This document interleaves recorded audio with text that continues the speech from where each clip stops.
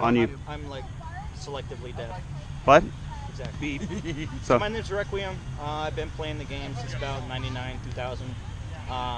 As far as reaving experience, I have outside of Amcar experience with martial arts and tournaments and stuff like that. And so the way that I've always looked at Amcar tournaments is just like any other combat sport. You want to be the rules enforcer, but mostly you are the safety officer of whatever tournament is going on. This is going to be the first class in a series of ITHRAs on tournament reaving. First off is more of an introductory course. So there's several different kinds of tournament. The one that I prefer is bear pit style, where everyone has a number and you keep track of kill streaks, total kills, by calling out your number when you get a point, basically. Now, have you guys all reaved tournaments before? no. So, a lot of people find reaving as a casual thing that you do. And that could not be further from the truth. In fact, once you get to the higher level tournaments where people's orders of the warrior are on the line, you will find some of the cleanest and the most dirty fighting at the same time, sometimes by the same people. Hey, Puff, can you have them move a little bit? So, the thing about reaving with tournaments is you need to be the eyes everywhere. You know, you're going to be looking for specific things. It helps greatly if you have combat experience, but in no way, shape, or form do you need to be a fighter in order to be a good reave. Why the combat experience helps is you can put yourself in the position of each fighter as the shot is being thrown to be able to tell, okay, is there a possibility that that shot could have connected? And then knowing, you know, MAW, which is the effective range of danger, you know? So if I'm throwing a shot from here, Punk Cow, there's no way, shape, or form that that's gonna hit. So especially with northern fighters, they love to keep their distance. They love to pick out legs. They love to go for the snipe shots. And so things you want to look for isn't necessarily what your visual senses are telling you. You have other senses. Listen. Listen for the shot. The visual tell of both the person throwing the shot and the person receiving the shot. Generally, you can tell by their eyes, whether their eyebrows furrow a little, that whether a shot has been shrugged off or not. Now, when you're one in the ring, it's difficult to have eyes all around. When you're talking about, you know, the Weapon Master tournaments, I like to have 4 or 5 reaves per ring. I like to have one in the near corner, one in the far corner, 2 that are constantly moving on the axis of the fight, and a herald. Sometimes the herald can be the point taker if you're especially short-handed, but the 2 moving reaves, that is the most important. So no matter what other reaves don't happen, those need to stay in place. Well, Punk Cow, can I borrow you for a moment?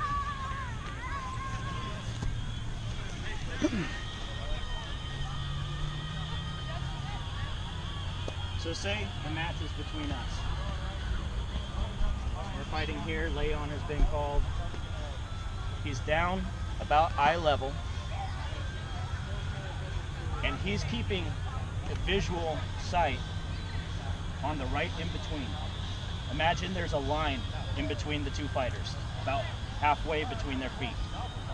And when something crosses over that line, you look about 3/4 of where it's going.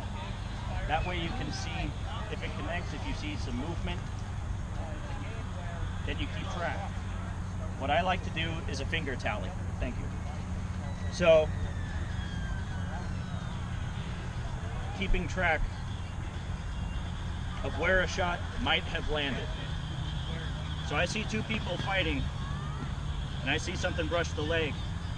I'm keeping track of that. If it looks as though they may be shrugging it off, then you have 3 options. 1, you can call them out on their BS.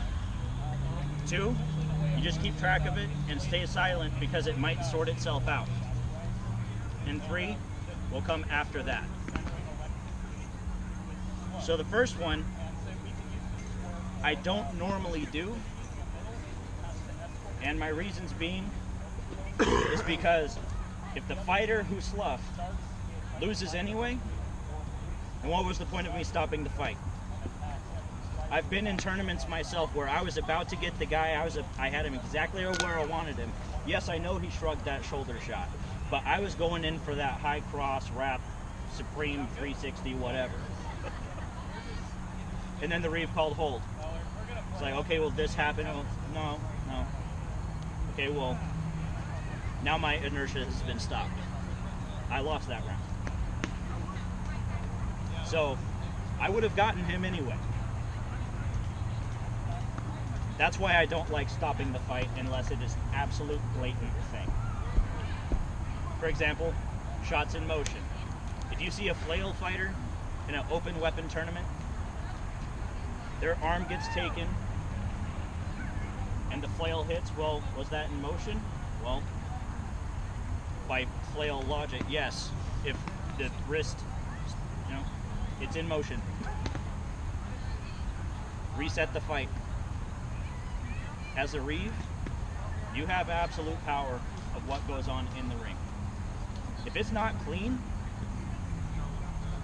and keeping track, no. Reset. Do it again. Because if a guy's a clean fighter and he didn't have to slough, then he could do it again. Make sure it's clean. I want there to be a clean win, not a wiggle room, got shrouded. Well, maybe that was a draw cut. Maybe that was not audible. Maybe, okay, other Reeve, what happened? Did you see what, When it's a higher level tournament, especially with Warlords, Sword Knights, I love Reeving those tournaments. Because those guys are so good, they practice with each other so much that they're used to seeing shots. So when you ask them after the round, it's like, okay, it looked like this happened. What happened? Did you guys feel anything? They'll usually sort it out between themselves, which will either be, you know what? No, you're totally right. No, I'm dead. Or they say, you know what? That's redo. All right, Reeve. All right, lay on. Is that all making sense so far? Don't be afraid to make a call. If something looked questionable to you, if something looked out of place, if you heard something but didn't see it, keep a note of it. This way, my finger tells me, okay, so the fighter on the left, something might have happened. So that way I can ask my other Reeve, it's like, hey, taking note at this point, it's mentally locked, got it. All right, continue the fight. Say this, the person who might have sloughed won the fight. Okay, quick clarification, Reeve. Right before he dropped down, it looked like it was hand on wrist and then he dropped down to the leg. What was that? Where that could be, they saw something on the other side, which is why that is important. If you have one person on this side and one person on this side, almost all of the quadrants of hit locations are visible to one, if not both of you. So if a hip wrap is thrown, there's 3 places that could hit. That could hit the elbow, that could hit the torso, or that could hit the leg. So when this shot has been thrown, it is now this Reeves' job to look at the 3/4 and see where it connects and make a mental note. So if it's a clear right on the belt line, they drop down. Got some long ass legs. That's death. Then you can call it, or you can let it finish out and then be like, no, that was a kill. Point. So when you say 3/4, do you mean 3/4 the length of the sword from their hand? Yes. So, may I borrow you for a moment? This is where Southern fighting comes in. They fight here. No, we do foam fighting. They do phone fighting. So a lot of the maw of the fight is here. So they're throwing shots, especially sword and board. Their boards are almost rubbing. You know, sometimes they'll back up and they'll score off in here, but they like being up close. It's a very aggressive fighting style, which is why you have to keep track of where these are going. If you move and watch the sword, that is too much movement. You're losing too much information. But if you keep your eyes focused on a focal point in between, and then you see that shot come across, then you can track 3/4, the 3/4.